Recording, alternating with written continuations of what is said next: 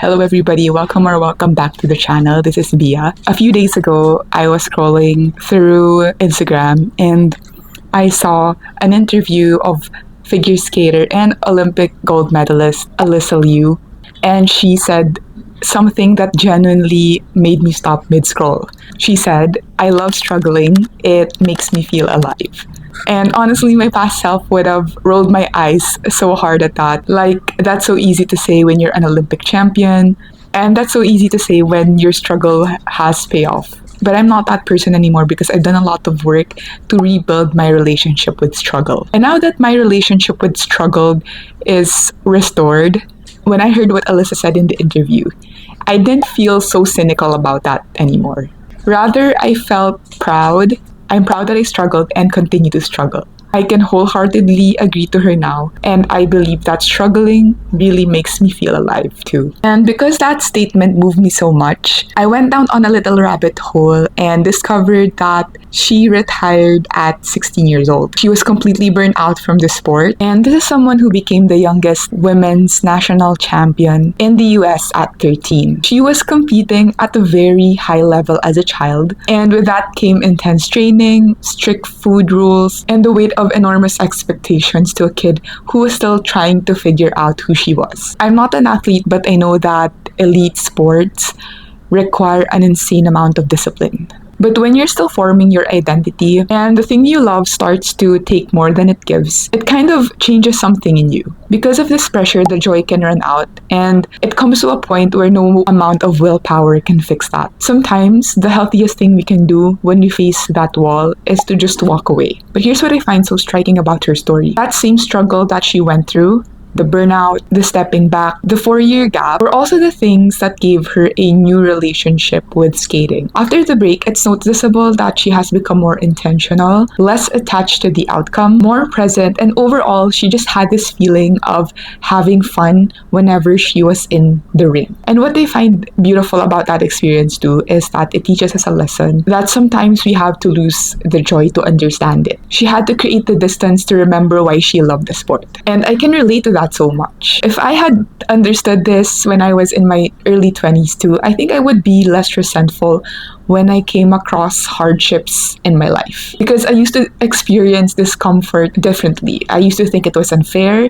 I used to think I didn't deserve to struggle and that the struggle was meaningless and not a big factor to my whole story. For the longest time, struggle just felt inconvenient. But you know what? I don't regret that version of me. Because in an interview where Alyssa was asked what advice she would give to her younger self, she said that she wouldn't give her younger self an advice because her younger self would have figured it out. And that's exactly how I feel. And sometimes the version of us that resents the struggle the most is doing the most important part of growing. So today I want to unpack 3 things. A little glimpse of Alyssa's story and what it means, what happens in her brain when you push into discomfort, and some tips on how to bring back joy when it's been completely drained out of you. So when Alyssa came back after a ski trip that accidentally reignited something in her, she didn't come back the same way she left. Right now, she's doing things on her own terms, with more joy, with more intention, way less obsession with the outcome, and way more presence and fun in the process. It's so important to take note of that distinction because Alyssa didn't just return to skating, she also returned to a version of herself or transformed to a version of herself she actually liked.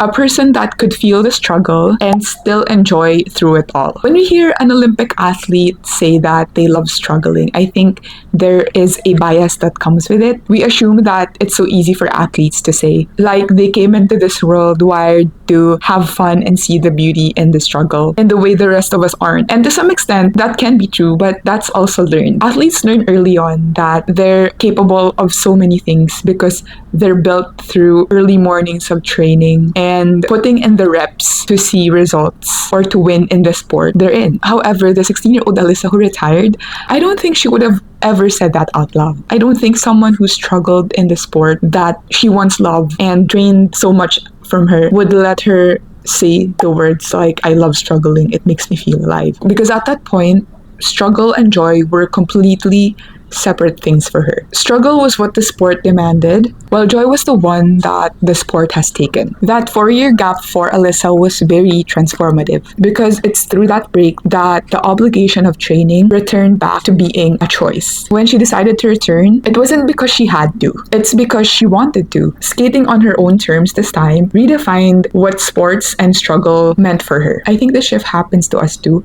when we decide to fully commit or own our choice. And more importantly, it also shifts how we view the struggle that comes with putting in the work. I think about this a lot when people say the things such as just push through or just embrace the grind when people are struggling, because the advice kind of skips an important step. It neglects the process of figuring out why you're pushing through and whether what you're grinding for or working hard for still belongs to you. Discipline without joy, for me, is just punishment with extra steps. And you can only sustain punishment for so long before something breaks. Alyssa's story is an example of a different kind of strength. It's the strength that people don't notice a lot because people don't see quitting as a strength. They see it as a sign of weakness. It's also a story of being honest with ourselves. It's knowing when to step back and trusting that the break that we're about to take or we're taking isn't a failing on our part. It can also be you allowing yourself to return if and when you want to, as someone new. Okay, now let's talk about the psychology of all of this so it starts to make more sense for us. Let's first unpack why struggle feels terrible at first. When we push past our comfort zone, our brains perceive it as a threat.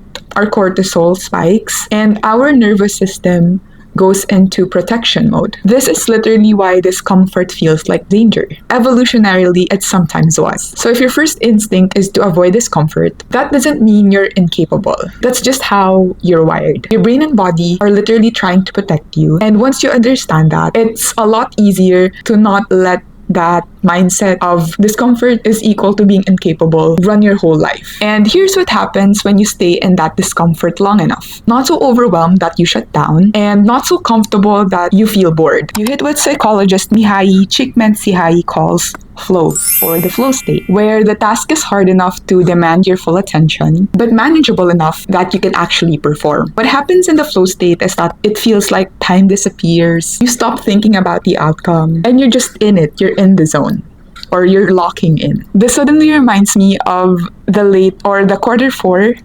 2025 trend that when you do something or an activity and you genuinely enter the flow state. Like, let me pop some examples of that. Like, I love that trend. This is the feeling of being alive Alysa is talking about. It's not just suffering to prove that you can handle it. It's about being so present in what you do that nothing else exists. And that's enough to bring you joy. It's what happens when the challenge matches your skill closely enough that your brain starts to lock in. You're fully focused, distraction drops, and time feels different. That's the flow state. And another thing that I want to talk about is why joy runs out when we're subjected to a lot of pressure. This one is really important because it explains so much. Not just in sports, but in other careers, in creative pursuits, relationships, or anything. When there's so much external pressure from other people's expectations, from needing results, from making your whole identity about the outcome, your brain shifts from intrinsic motivation to extrinsic motivation, which means you stop doing the thing because you really like it, and you're left to do it out of the need to perform, to prove something, and to not fail.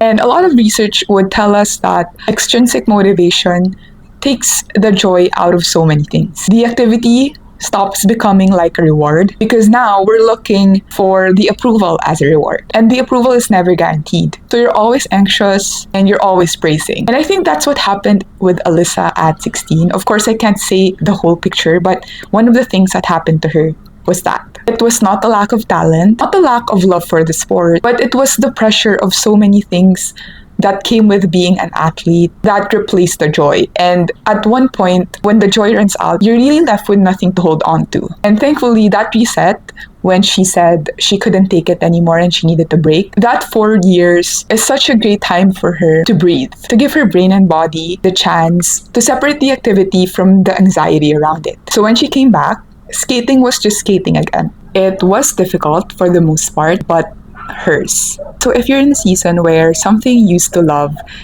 is becoming a burden or is now a burden, or if struggle just feels like punishment, here's what I think actually helps. I will integrate what I learned from Alysa's story and also some parts of my story when it comes to my relationship with struggle. Number one, separate the activity from the outcome. Ask yourself, if there were zero results, no recognition, no one watching, would you still do this? If the answer is yes, I think joy is still somewhere there. It's just buried by so much pressure. And if the answer is no, that's also valuable information, because maybe the thing you love isn't the activity itself, and what you love is the version of yourself you become when you're good at that thing. And that's worth knowing and an important point to reflect on too.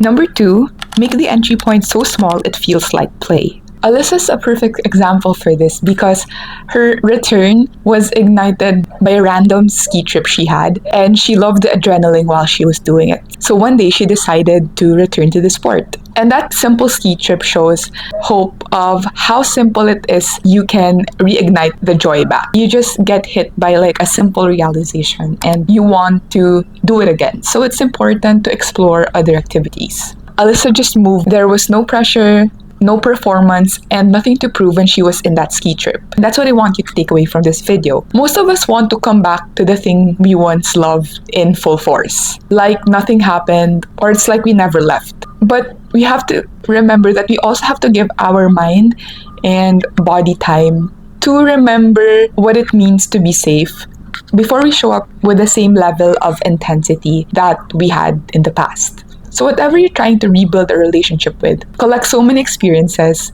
make the starting point so small, it almost feels too easy. For writers, this could be just writing for 5 minutes instead of the pressure of writing a first draft. For runners recovering from an injury, this could be a plain 10-minute walk instead of a 5-kilometer run. For people who used to draw, this could be just a simple doodle per day. It doesn't have to be anything grand. You're just essentially telling your brain that, hey, this is okay and this activity is not a threat anymore. This is something we do because you like it. And once your brain believes that again, it gets easier from there. And I promise you, the momentum will build on its own. Number three, start noticing your flow moments. So for this, you have to start to pay attention to the activities where time feels like it's disappearing. Like when you forget to check your phone or look up something, and somehow an hour is gone and you haven't even noticed. And I think that's not a coincidence. It's actually your brain telling you that this activity might be aligned with you. It could also mean that this activity is something that you should be doing more of. And most people just let those moments pass without clocking it. But if you start to notice it, be intentional. Really observe, log, and notice when these things happen. Because when you do, you can start building more of those conditions on purpose. You stop waiting for inspiration to show up randomly, and you start designing your life around the things that make you lose track of time, which is honestly one of the best things that you can do for yourself. Number four, let comfort become uncomfortable. This sounds counterintuitive, but comfort has a cost too. Staying comfortable means staying exactly the same. And there's a specific kind of restlessness that you feel when you've been too safe for too long. It's a low-level dissatisfaction, a sense that something is off but you can't name it. It could also be a signal your mind is telling you that you're ready to stretch and expand, even if you're scared to. Number five, trust the gap if you're in one. And if you're in your own season of 4 years off the ice, whether that's a burnout or a big life pivot, or just slowly losing love for something you once cared so deeply about, I want you to hear this. That gap is not wasted time, and it doesn't mean that you gave up or you are incapable. And it doesn't mean that it's over for you. You're just in the part of your story that doesn't look like progress yet. And those parts look uncomfortable because they're quiet. And quiet can feel a lot like failing when you're used to moving a lot or doing so many things off of the activity you love. But I guarantee you that the joy doesn't disappear forever. Sometimes it just needs room to breathe. It needs the space to stop being something that you have to do and become something that you really want to do again. And when it comes back in that way, not as an obligation, but as a choice, it will feel completely different. It will feel like it's yours again. So don't rush the gap and go through what you're going through. For my final thoughts, some lessons genuinely cannot be shortcut.